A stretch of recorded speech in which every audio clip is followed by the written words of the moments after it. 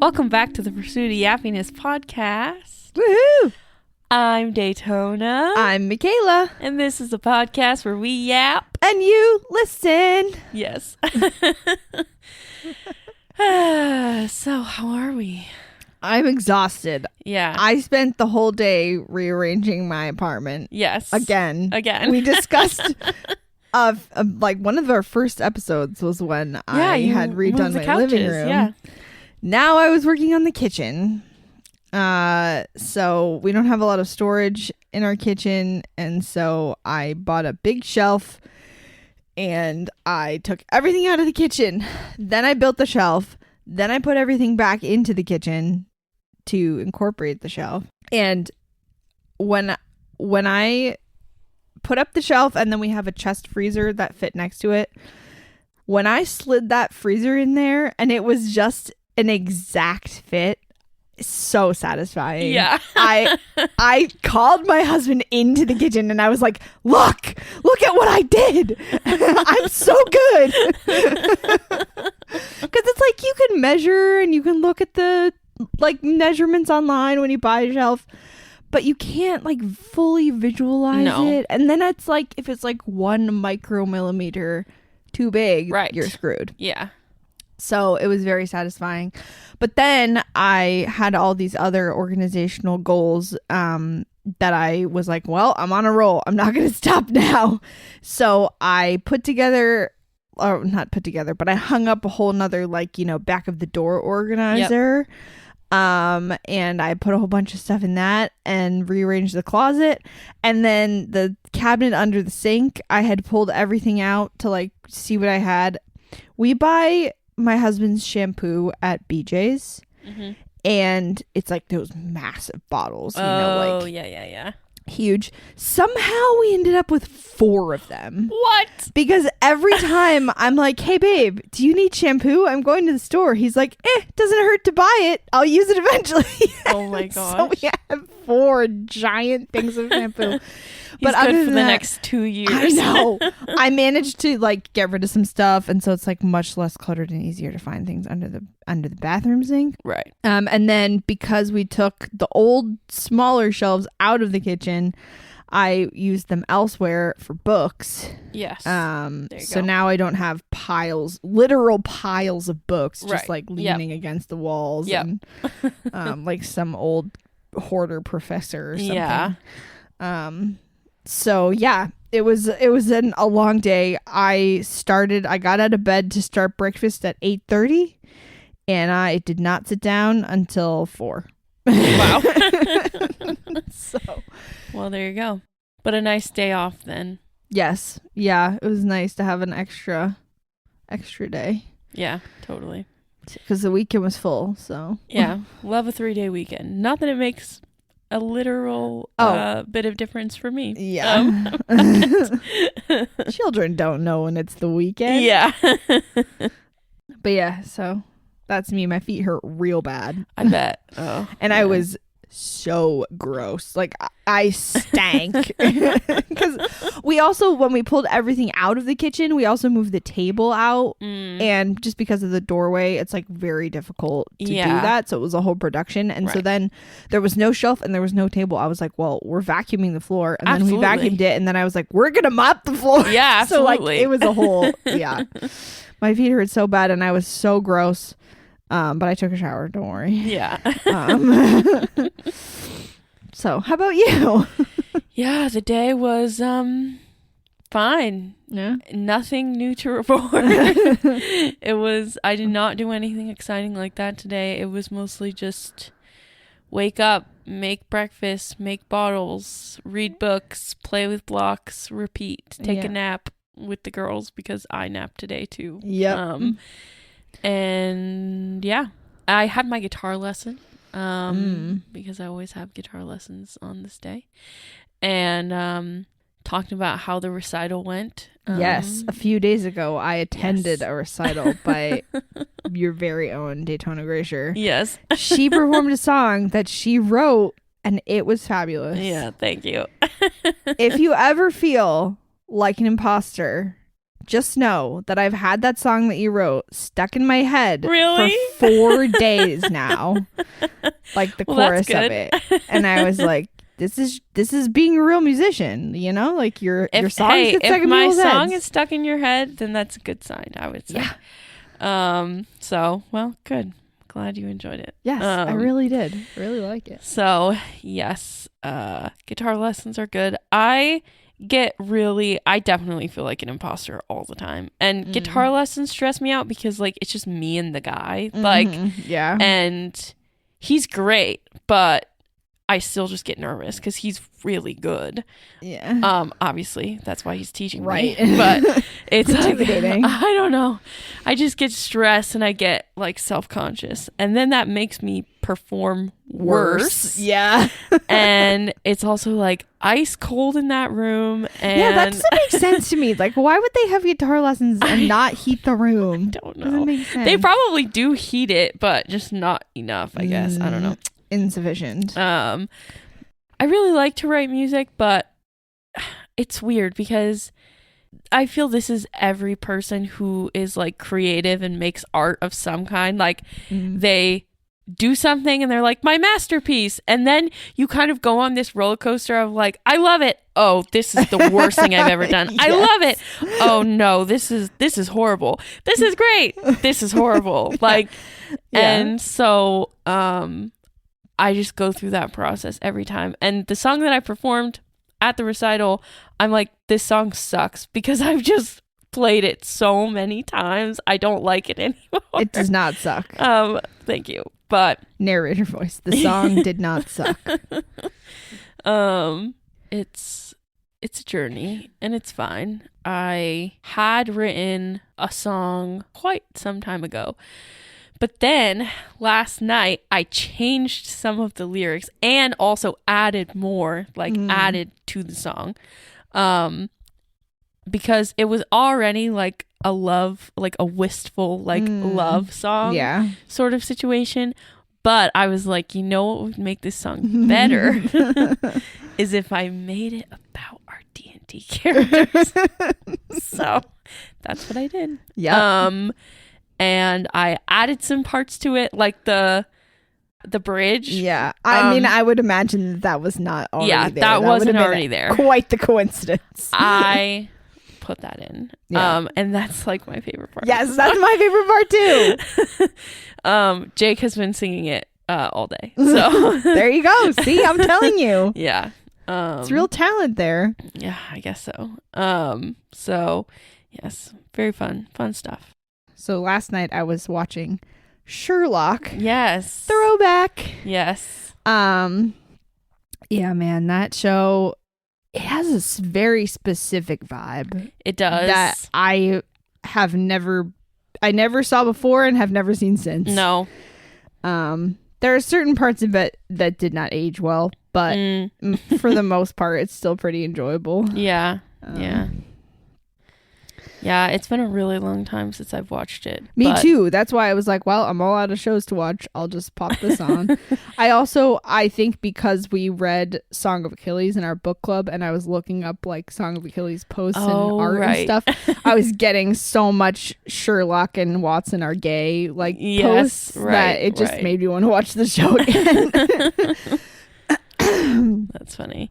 Well, speaking of TV shows, with characters who are gay. Oh. I was like, where's this going? Now I get it. Well, first off, pour one out for 911, which is still not back. Which is devastating. I haven't seen anything about Google being that later. canceled or anything. Yeah, me either. So we'll have to. But I guess shows do that. Like they'll have like a half a season and then go on a break. And then come back. But it feels like it's been a really long time. It does, and we'll have to look up to see when it comes back. But anyway, no, that's not what I was going to talk about. I was going to talk about Heated Rivalry. The obsession of the century. Taken over my life and my Instagram feed and slowly my Facebook feed also. It's taken over every one of my feeds and I've never watched it. So, it's just... That's amazing. Yes. It's so good. Here's the thing. It's a slow burn as in the actual romance is a slow burn, because if I could describe it, it's like enemies with benefits to lovers. So okay. so I heard that you only have to wait 7 minutes until there's a sex scene in the first episode. yeah. So it's just purely lustful. Yes. And Yes. then they actually fall in love with each other. They eventually, after literally like 10 years. Whoa. Not even over exaggerating. The show starts and it's 2007. There's a lot of time jumps throughout the show. Yeah. That just there would kind have of, to be if it's yeah, 10 years. That showcases like their whole relationship. And yeah, the first time they play against each other, it was 2007. And then they get drafted at the same time. And wait, like into the military? no, into the NHL, the hockey. I was like, wow, tragic twist. No, not. They do not get sent off to war. No. And neither of them are Americans. So being gay in hockey is one thing. Being gay in the military is a whole nother thing. That is true. That is true. No, that's a different show. There probably is a book or a show for that. But no. It's really good though. Like the love story, the payoff is good. And there's a secondary plot with another character who's also like a closeted gay hockey player, and his arc is beautiful. Like, wait, so there's 3 of them that are all in love, or they're not? Okay. No. There's a third one completely unrelated to them. Okay. I mean, he knows them and has like interacted with them. Right. But he's an older player. And you don't know that he's gay when you first meet him in the show, but then you slowly watch him have a thing. Is he with like a guy. witnessing their love story and being like, that could be me? So are you gonna watch it ever? I'm probably not, unless Okay. you like really want me to. Okay. So, all right. Let's just Spoilers for here. Heated Rivalry. If you haven't watched it yet, you watch it and then you can listen to this. Okay. Basically, he has his own like separate thing. Nobody like sees them in love. Like they see them as like they're rivals, like completely. They play for rival teams. So the whole thing is in the closet. Yes. Even once they start falling in love, it's still. Oh. Yes. Wow. The pining must be off the charts. Yes. It is so much yearning, so much pining, so much longing, so many like, longing glances and brushing of hands and whatever. It's so many things. But basically, like this other guy, Scott Hunter. So, okay. Ilya Rosanov is the Russian. Yeah. And Shane Hollander. Trust me, I know their names. Oh, They're okay. all over the internet. Okay, good. Okay. Scott Hunter is the other hockey player who plays for like the New York team, and he is closeted, and he like starts going to this smoothie shop, and he falls in love with the guy who like works at the smoothie counter. Oh, it's a coffee shop romance. Yeah, it's very cute. It's very cute. And they like, it's just this whirlwind. Like he sweeps this guy off his feet because he's just like this random, like he's broke. He works at a smoothie place, and now he has this like rich hockey player. Yeah. Like, paying for everything and doing this, that, and the other thing. Sugar daddy? Yeah. There is a name for this. And then like things kind of not fizzle out with the two of them, but like it's very sad because he's like terrified of coming out because of just how the sports industry is. Right. But then finally, I can't remember if it's in the last episode or the second to last episode.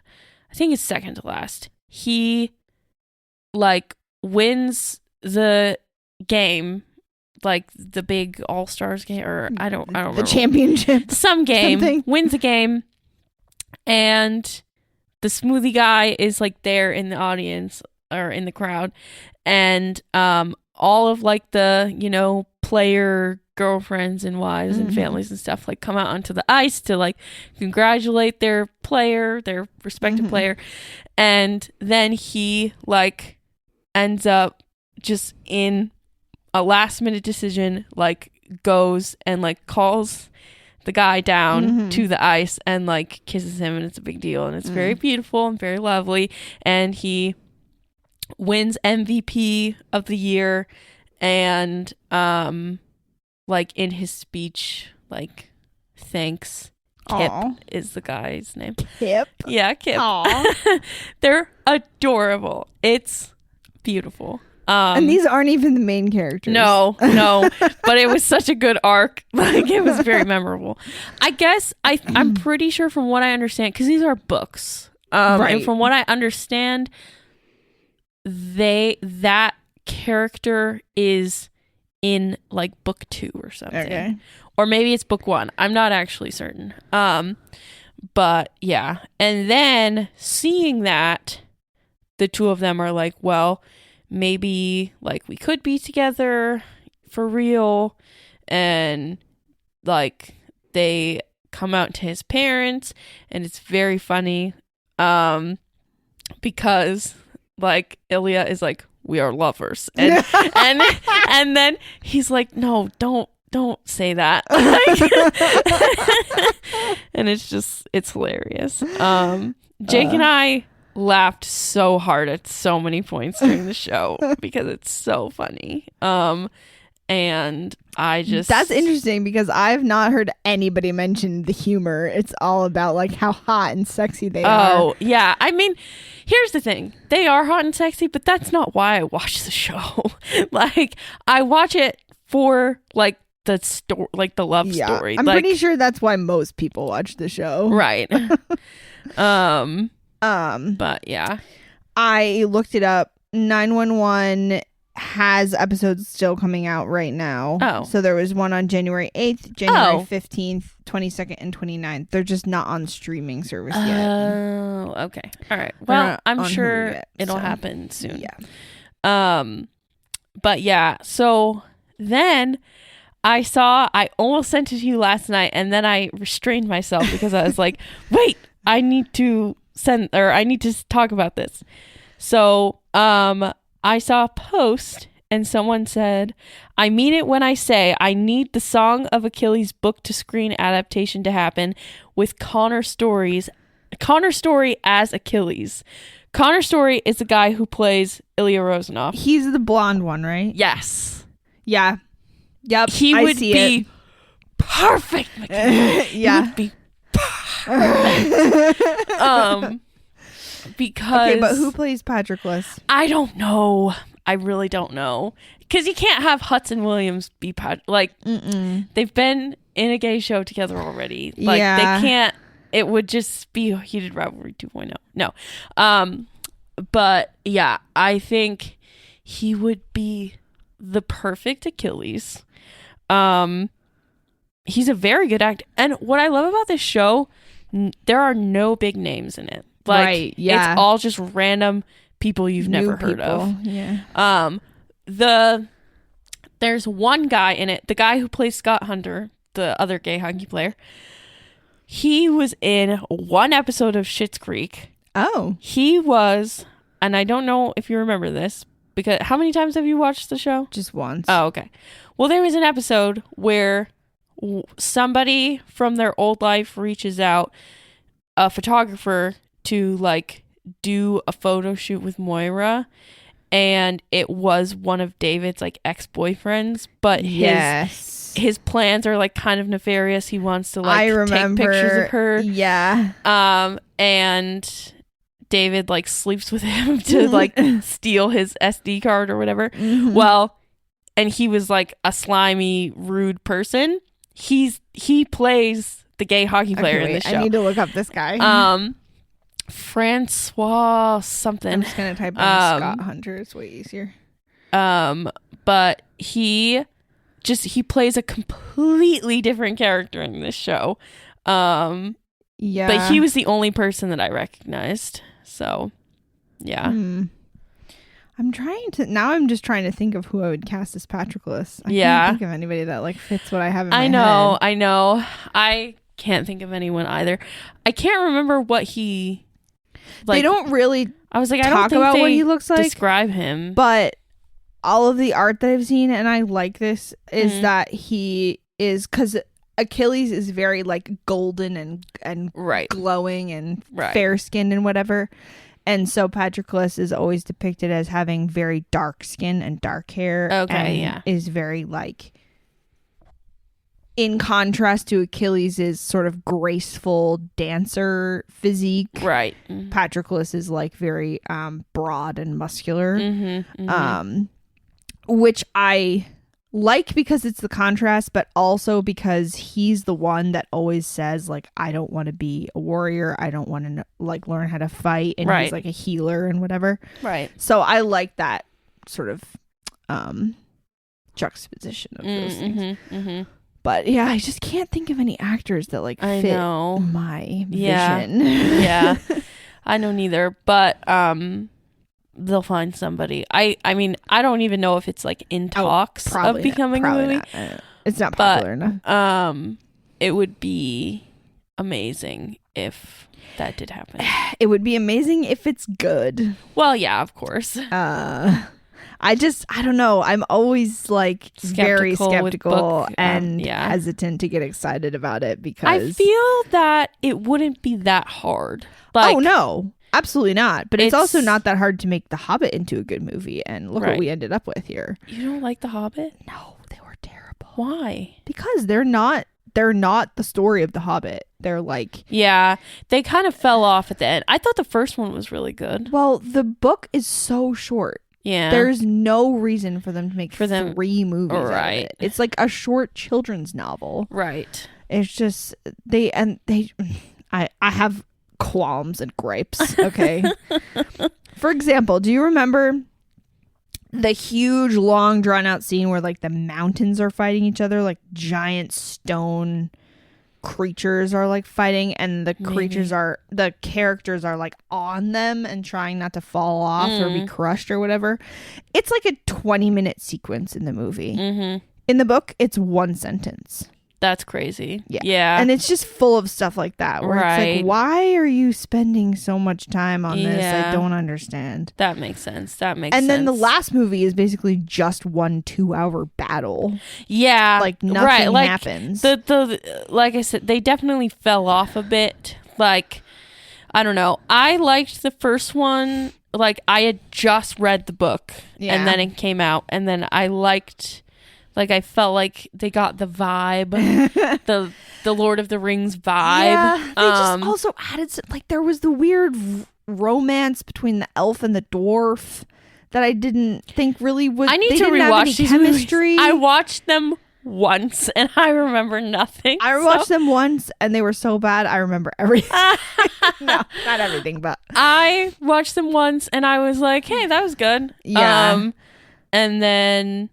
Yeah. There was a weird romance that they like just made up for the movie between an elf and a dwarf, and the people that played, I don't know if it was the actors or what, but they just had no chemistry, and there was no reason for there to be a romance. Like there's no romance in the book. Right. And then there was just a lot of like sort of cheesy action scenes. Like there's a part where like, I forget if it's a building falling down or just like rocks falling, and Legolas like jumps from rock to rock up the rock fall as they're falling down. Right. And I was like, it just seems a bit like, I know he's an elf, but like it's a bit far-fetched. Also, I don't think Legolas is in The Hobbit at all. They just felt the need to put him in there. Yeah, I don't remember. For some reason. But yeah, anyway,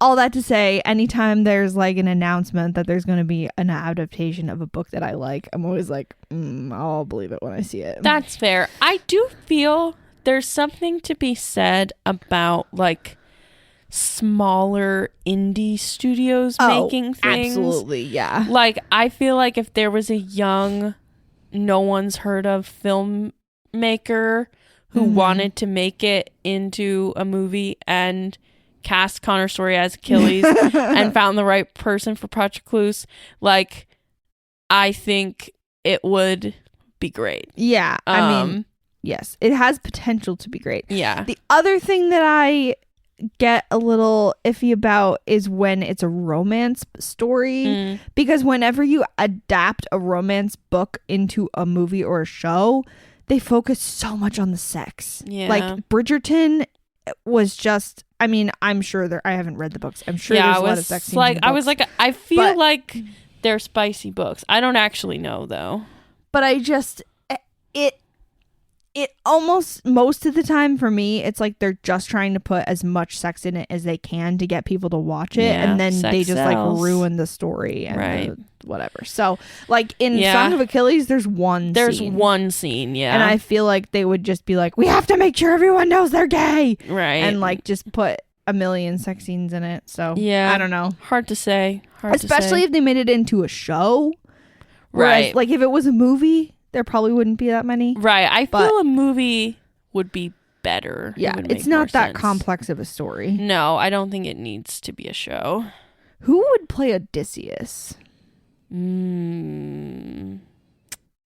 don't know. Yeah. That's a tough one. Yeah. Which, speaking of, did you see that they're making? Yeah. Yeah. But it's Christopher Nolan, so we'll it's see. probably just going to be a lot of like slaughtering. Yeah. But yes, I am excited. Yeah, I'm excited I saw the to trailer see last time I how went to the movies. similar it is to what I'm familiar with. Probably less singing. Well, obviously. I don't think Christopher Nolan is known for his musical adaptations. Yeah. Correct. But yes, I am excited for that. Yeah. I saw that like around Christmas time. Mm-hmm. Speaking of Christmas time, so right before we started recording, I got a text from my brother and I started cracking up and you were like, oh, what? yeah. And I was like, I'll tell you the story. Okay. So my grandma has a habit of buying cheap plastic kitschy looking Christmas decorations. Okay. My whole family, not a fan. My mom always is talking about how if she could, she would just throw them all away. But that's just like what my grandma's used to because she grew up very poor and like most of her life was very poor. Right. And so that's what she's used to. This year, she got a mat that plays music when you walk over it. Oh, jeez. And it plays jingle bells, like blasting jingle bells. And she put it under the rug in the room that has the kitchen table in it, like the dining table. So every time we had like for Christmas, we had maybe like 20 people. And every time somebody would walk on this rug, it would start blasting jingle bells. Why? And I don't know. And every time I would just be like, where? At first I didn't know where it was coming from because I didn't know that the mat was underneath the carpet. Right. And I was looking around like, why does this song keep playing? I was getting so overstimulated by it. And my brothers were like, yeah, it's Mimi's mat. She put it on the carpet. I was like, what? And so as soon as she wasn't looking, I took it out from under the carpet and shoved it on a shelf so that it would stop playing music.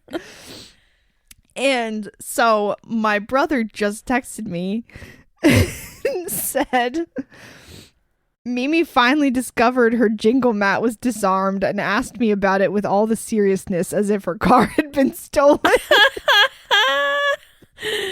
Oh, man. Which I think is so funny. First of all, that was like over a month ago. Well over, yeah. So That's so funny. yeah. Oh boy. Oh, that's good. I just texted him back. Oops. Shrug emoji. Did you tell anyone that you did it? Oh, my brothers all saw me do it. Oh, okay. I just waited till she wasn't looking and then I took it away. Right. And they were all like, thank you. looking at me with wild eyes. Oh, man. Jeez Louise. Man, yes. What else have I been doing? Oh, so you know how we've been featuring don'ts for husbands on the podcast? My husband came into the kitchen the other day and he was like, babe, guess what I discovered? Is there don'ts for wives? Don'ts for wives. Oh my gosh. So we're going to get it and then we can feature it on the podcast. Oh no. Is it by the same person? I think so, because he read me a couple of lines where he found some excerpts online and they had the same kind of like humor as the don'ts for husbands. So yes, we will. I'm just worried of like the misogyny. I know. He was like, watch don'ts for husbands will be just fun of like full of fun, silly things. And then don'ts for wives will be very serious and discussed in depth, which is very possible. Yeah. We'll see. I feel it's going to have a different tone. Just because of society. Yeah. Yes. But yeah, we'll see. We'll see how it turns out. Yeah. I'm very curious. Very excited. Another fun story from Christmas is that I open up this present, right? We're all opening presents. I open it up and it's a canvas print of a pigeon reading a book and wearing glasses. And the title of the book is Pooping on People. And I'm looking at it like, that's funny. Who did you get it from again? My mom. Oh, yes. And she was like, that was on your list. And I'm like, I'm pretty certain that it is not, that it was not on my list. I would remember if I put that on there. And she swore up and down. She was like, what are the links? That was on your list. Because we send like a digital list. Yeah. She was like, what are the links? I clicked it. It took me to that picture. And I was like, okay. And my youngest brother, who still lives at home, was there like witnessing her like doing this. And he suggested that maybe I had asked for it because I wanted the frame. Which is something I would do, just like buy a picture and take whatever is in it out. But it's a canvas. Yeah. So it doesn't have like a reusable frame. Right. So that was not the intent. And then I went back and looked at the list and checked all the links and there was no pooping on people portrait. So did you ask for a picture of some kind? Like I did. Framed canvas print? It wasn't framed. Oh. No, just like it was just like a rolled up canvas print that I asked for. Oh. And so I'm wondering, that was probably cost a lot more. I mean, I'm wondering if like the link broke or like something and it took her to the wrong thing, but it was very funny. I was laughing very hard. And now I hung it up on my art wall in my living room above the TV, pooping on people. It's a featured piece because I thought it was very funny. It's certainly something. I almost put it in the bathroom, but I was like, it doesn't fit with the cactus theme, so we're not going to do that. Oh, gosh. And it was the perfect size for this empty spot that I had. Right, so, right. Yep. I was like, it's meant to be. That's so silly. Yeah, it was very, very funny. It's always interesting when you open up a gift and you're just like, Yeah. Yes. And it's kind of awkward because you don't want to feel like you're not grateful or that whatever, but yeah. But it's fine. It's fine. We live and we learn. Oh, so are you familiar with the story of Jael in the Bible? Is she the one who drove the tent peg through the guy's head? Yeah. Yes. Okay. So I found this t-shirt that has like, it's like a classic painting. Oh, I forget who it's by. It is by, so the painting is called Jael and Sisera, and it's painted by Artemisia Gentilici. Probably saying that wrong. But it's like, I think it's like a classical painting. So it has a painting on it, and the shirt says biblical womanhood. Yeah. And it has the verse Judges 4. But Jael, wife of Heber, took a tent peg and took a hammer in her hand and went softly to him and drove the peg into his temple until it went down into the ground. He was lying fast asleep from weariness, and he died. I need it. I need this shirt. Yep. I've also seen, in that same vein, I've seen other things, like other shirts with this like painting on it that says like girls will be girls.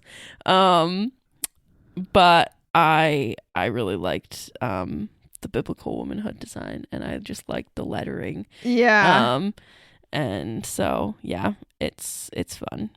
I'm like, well, I definitely need this now. I texted Jake a picture of it, and I was like, I need this for my birthday. Thank you so much. Kind of in the same vein, did you see the thing about how Disney asked on the Disney, I guess, Facebook page, the official Disney page, he said, share a Disney quote that sums up how you're feeling right now.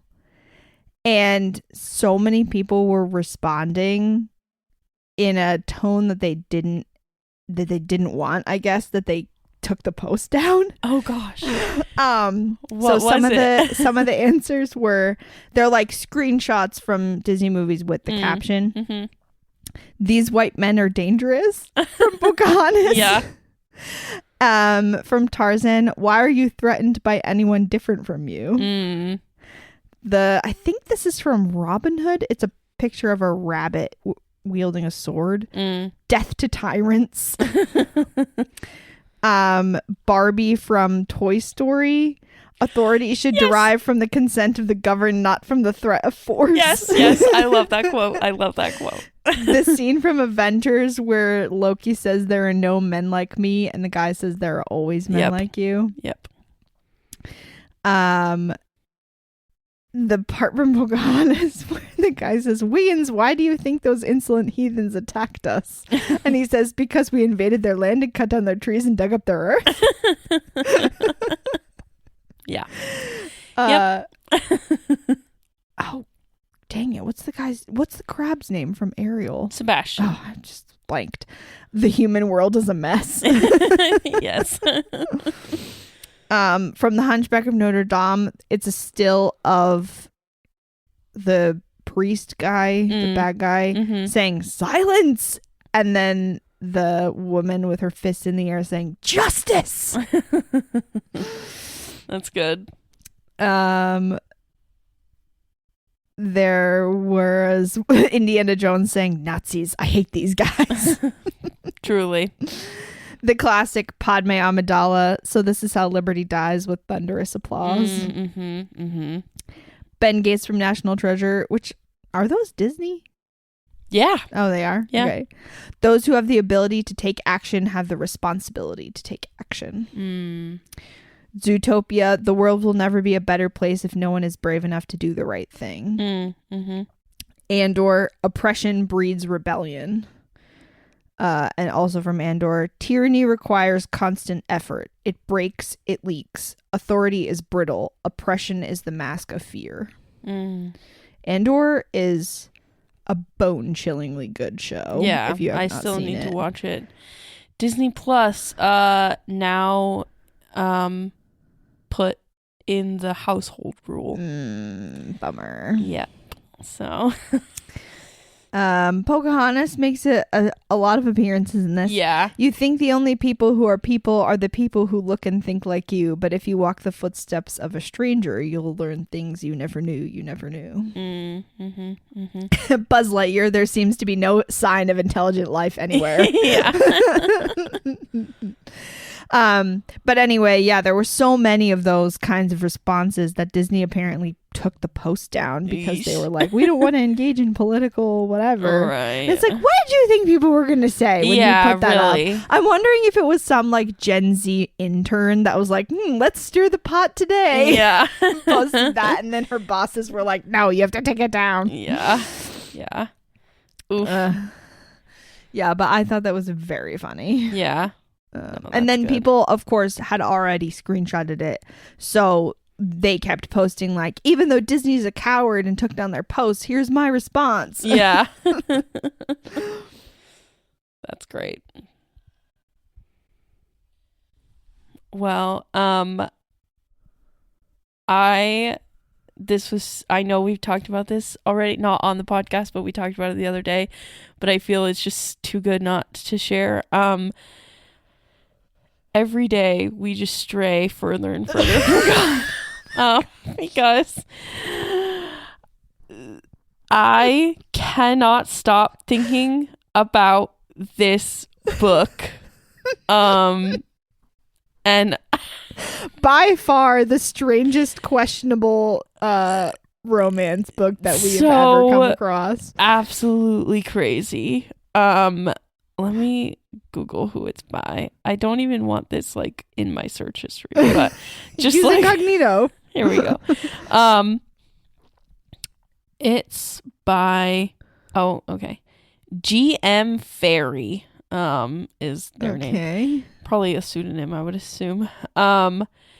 It's called Pounded by Produce.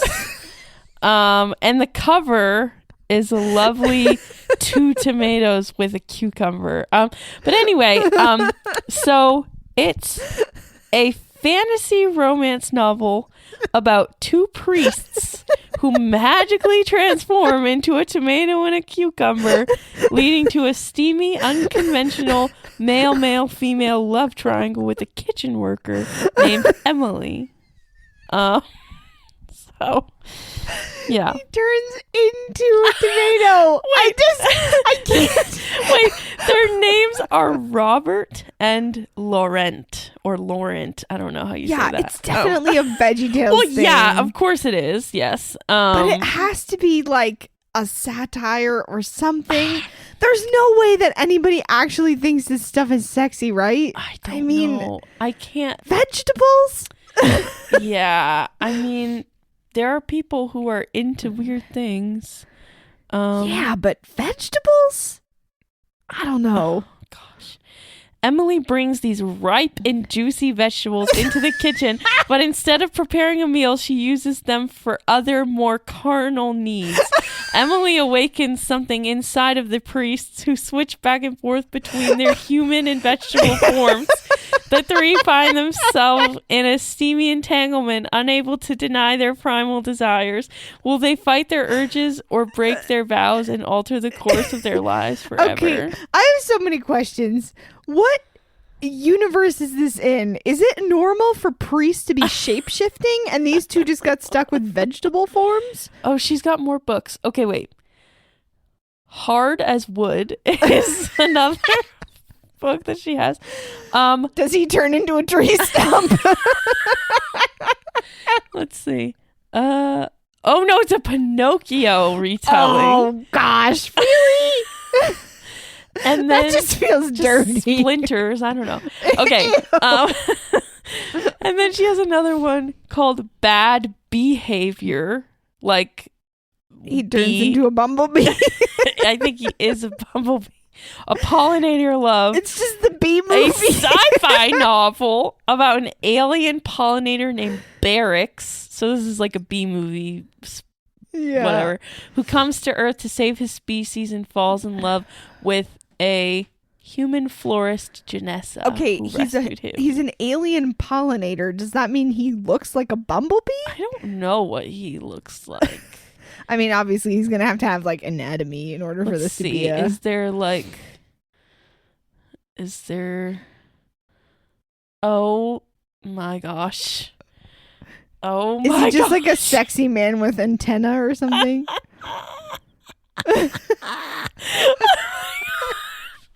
Okay. What? For the listeners, you just need to Oh Google my this. gosh. What the heck? He looks like a tiger. Literally the bee from the bee movie. But he's a human But man, with but a abs. man.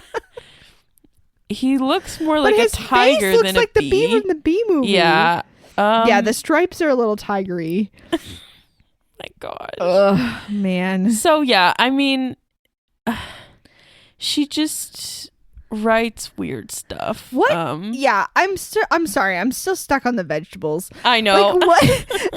Is this just a universe where, like, people can turn into vegetables and these two people happen to be priests? Or, like, maybe only priests can turn into stuff and these two got stuck with being vegetables? Yeah. It's just very unfortunate I know. for them. I'm like, what is what's the world building? Is she also a shapeshifter of some kind? Maybe she turns into, like... I mean, they say that she's just a human. So... But does that mean they are not human?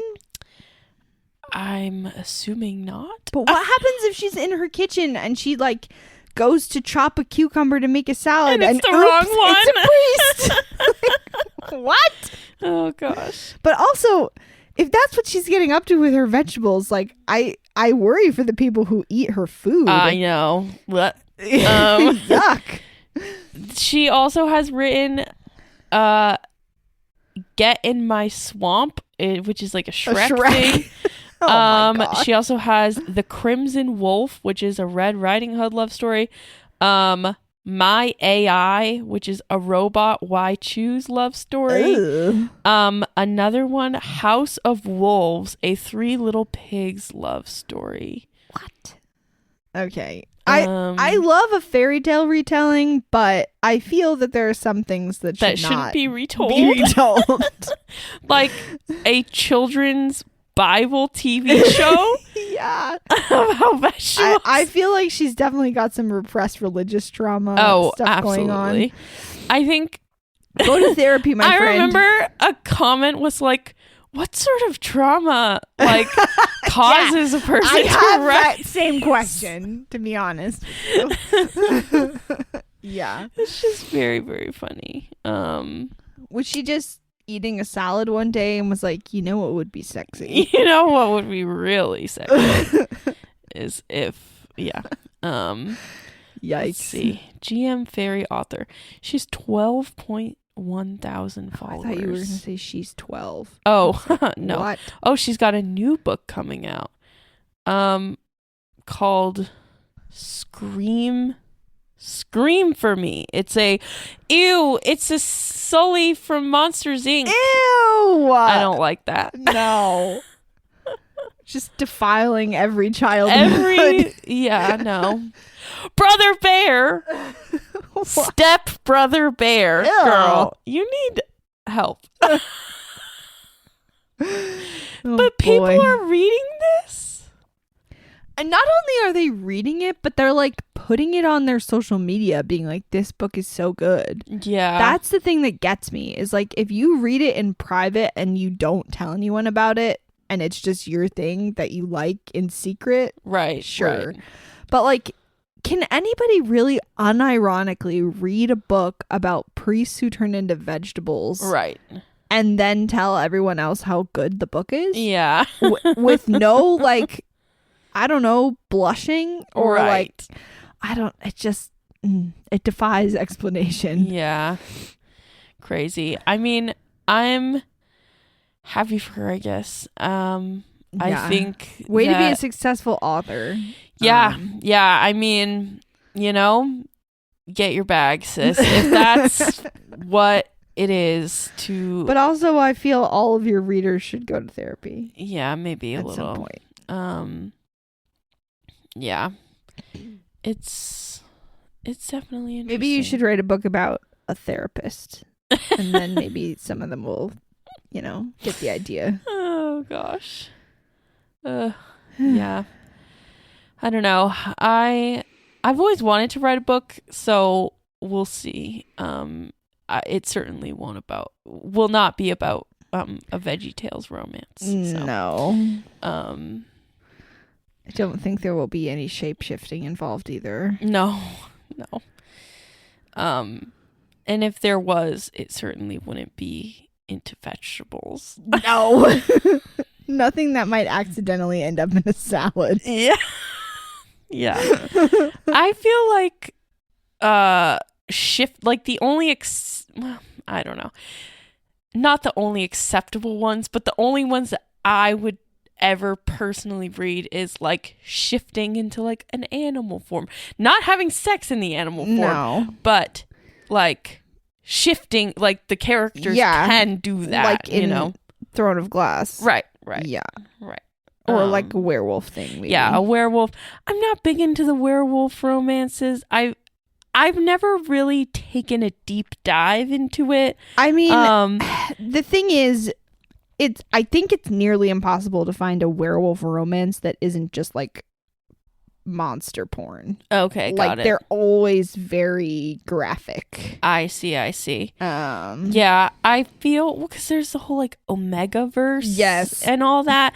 I fell down a TikTok rabbit hole one time of this girl just like explaining all of it, and there are all these crazy terms and weird sex stuff that happens that is like not human, obviously. Yes. Yeah. And I'm just like, I don't think this is for me.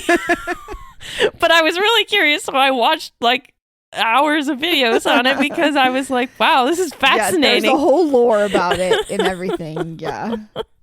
Oh gosh. Yeah. But anyway, somehow we always end up back on this topic. It's fascinating. It really is. Like the psychology behind it, I don't know. I'm not an expert, but I feel that it's very detailed. There's something there. But also it's like, okay, why does anyone like anything, you know? Yeah. Like it's true.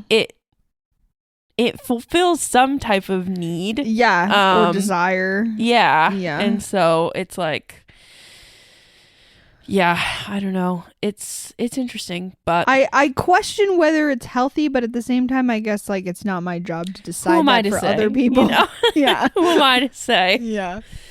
Just be safe, I guess. Yeah. It's the most important thing. Yeah.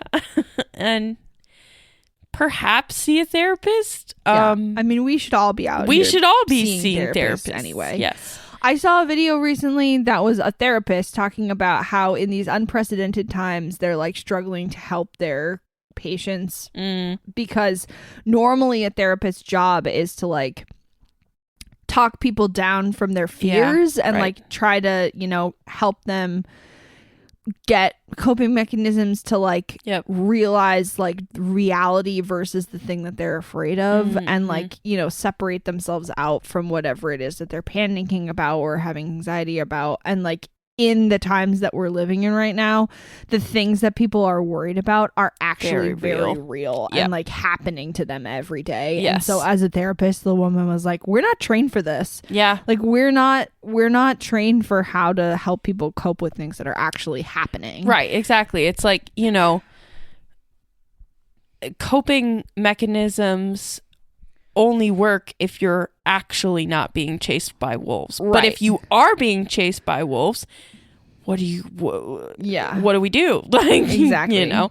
And so, yeah, I've had that conversation with my therapist too. Just like, I don't know what to do because obviously like I'm experiencing anxiety about very real things. That doesn't necessarily mean that I'm like having a poor mental health episode, right? Because everybody's like feeling this right now. Yeah, so it's just reality, right? It's like, which is depressing in and of itself, but right. like, yeah, there's not the normal things don't apply. Right, exactly. It's like, you know, a 6-month-old baby was tear gassed by ice the other day. I know. I'm terrified to leave my house because what if my baby gets tear gassed, you know? And so it's like, and it was a family going home from their child's basketball game. Like, I know. They weren't doing anything. And so just knowing that, like, and anyway, it's just, there are very real things to be upset about, to be angry about, to be anxious about. And it's how are we supposed to cope with it all? Don't know. And neither is my therapist, and she's really good. Yeah. So, yeah. Working in like, you know, crisis assistance, do you know about the ACEs questionnaire? Yeah. I just learned about this recently. Oh, yeah. I didn't know Adverse that childhood experiences? Yeah. Yeah. I didn't know this was a thing. I saw somebody made a video that was like, OMG, you're so funny. Thanks. I scored a 10 out of 10 out of the Adverse Childhood Experiences questionnaire. Yeah, I score relatively high on it. So I score 0, and I thank Jesus every day. Yeah. So if you're not familiar, this is a 10-question survey thingy to evaluate your childhood. It's called the Adverse Childhood Experience questionnaire. So the questions are: did you feel you didn't have enough to eat, had to wear dirty clothes, or had no one to protect you? Did you lose a parent through divorce, abandonment, death? Did you live with anyone who was depressed, mentally ill, or attempted suicide? Did you live with anyone who had a problem with drinking or using drugs? Did your parents or adults in your home ever hit, punch, beat, or threaten to harm each other? Did you live with anyone who went to jail or prison? Did a parent or adult in your home ever swear at you, insult you, or put you down? Did a parent or adult in your home ever hit, beat, kick, or physically hurt you? Did you feel that no one in your family loved you or thought you were special? Did you experience unwanted sexual contact? Yeah. So I mean, it makes sense that this kind of thing exists. Right. Just for evaluation, like when I would imagine they use it when you go to the hospital or whatever. Right. But I just had never heard of it before. Yeah. And then to have it presented to me for the first time in a humorous video of oh, thanks, I'm funny because I've been traumatized. Yeah. Was very jarring. I had to Google it and I was like, oh, this is serious. Yes. Yeah. Yeah. I learned about it in school, not in high school, but when I was getting my degree. So yeah. Yeah, it's definitely it. And it doesn't necessarily mean that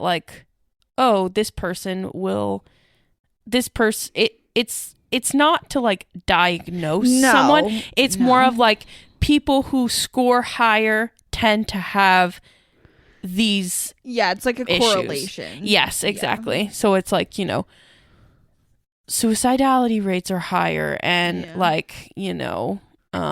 drug addiction and criminal incarceration. Yeah, all of those things. So hey, I'm doing pretty good. Yeah. Yes. Yes, you are. So yeah. But yeah, everything's fine. It's all fine. It's all fine. Some of us just have crazy fathers and it's okay. Yeah. Yeah. But at the end of the day, it is what it is. Whatever the case may be, it is what it is after all. Oh man. So yeah. Well, would you like to close us out with a little poem? Yeah. I recently purchased the book This Is Girlhood. Love. By Janae Cecilia. We've read a couple of the poems from this book on the podcast in the past. But if you have not read the book, I would recommend because it was very relatable. It was very, unlike other poetry books I've read in the past, this person I feel is the same age as us. Right. Because the stuff that they're referencing about their childhood is very relevant. I knew what they were talking about. Yes. Which also makes it feel extra relatable. Right. But then just I don't know, girlhood is a big theme on the pod. We talk about it a lot. And so there were just so many that I really liked that I put the whole book is full of sticky notes. I will read 2 poems. Okay. The first one is one that I wrote that was inspired by a text conversation that we had. Oh. And it's relevant. Okay. I think anyway. I don't know what it's called. I didn't title it. When did you write this? Thursday or Friday. Oh. Okay. I can't wait to hear it. Okay.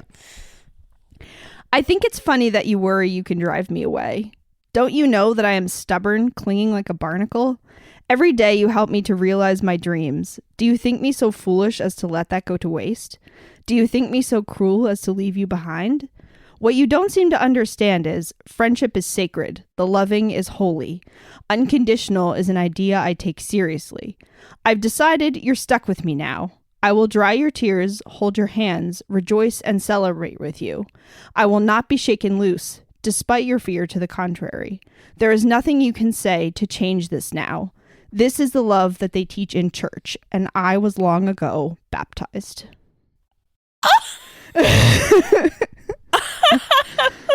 Okay. Oh my gosh. I've never been written a poem before, or I've never had a poem. Anyways, I know how to speak English. Thank you. That is beautiful. I'm going to tattoo that on my body because I need it as a reminder. I love you a lot. I love you too. Okay, and so then the second poem is from the book. Okay. This is Girlhood. You're the girl I need. In fact, you may just be my soulmate. Not in the romantic sense, but when I am with you, wow, do I feel the most like me.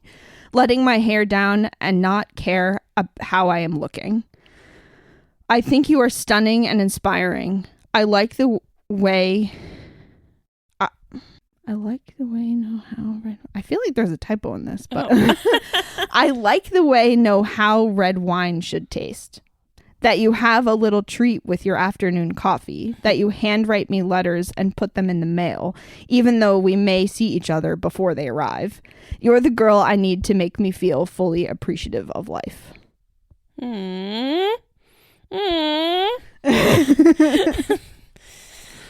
I like the part about mailing each other letters. Yeah. First. So I feel like not necessarily mailing a letter, but I feel like we do stuff like that where it's like Right. we just see each other so often because we Right. live so close by. Yes, exactly. But I'm trying to figure out, I think you are stunning and inspiring. I like the way you know how, I think it's supposed to say, I like the way you know how red wine should taste. Yeah. I just forgot a you. Oh, okay. Yeah, I was like, what is it? Yeah, but yes, this book is very good. Yeah. There were a lot of poems that had me tearing up. There's different sections too. So, in the beginning, it is where girlhood began is the first section, and it talks about like your childhood. Mm-hmm. And then the girlhood we became is like as an adult. Yep. And then when girlhood gets emotional has a bunch of poems about like losing your friends or like, you know, growing apart from your friends or stuff like that. And then the last section is called The Girlhood We Return To, which is just like, you know, thinking about going forward into the future and stuff like that. So nice. I highly recommend this book. I definitely need to read it. Yes, you can borrow it. Because we love poetry on this podcast, obviously. We really do. We really do. So, well, beautiful. I'm just gonna sob now. Thank you so much. Love you. Love you too. On that note, you all write know poems for your friends. Yes, write poems for your friends. And write songs for your friends, maybe. Make an art project for your friend. Tell the homies you love them. Just write them a note if you're not super like, you know, into all that stuff. Just write them a little note. Yeah, exactly. A love note. Tell the homies you love them.